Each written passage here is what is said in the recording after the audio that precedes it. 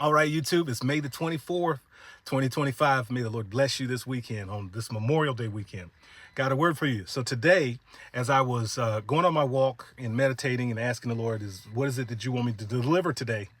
This is the second time this week that he's done this, to where I have come across somebody. The first one was for me to sow a seed. That seed was spooky. And then he gave me that word because this little young man was going through something and he needed to hear that. But today, as I was on my walk, I see this family and the Lord tells me, hey, when you get around to the other side, stop and pray with them. I said, yes, Lord. So go about my way, make my way over to this family. And it was a father having a conversation with his children. And the Lord then gave me the word. 1 Timothy, 5th chapter, 8th verse. That is where you will find he that careth not for his own is worse than an infidel and has denied the faith. Denied the faith.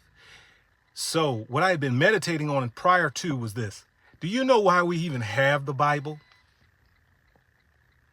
Did you know that before it was written word, it was oral histories passed from father to children? This is why the Lord said about Abraham, he said, I know Abraham, that he will keep his house in all that he does from generations. He would share, and then those generations would share on to the next, on to the next.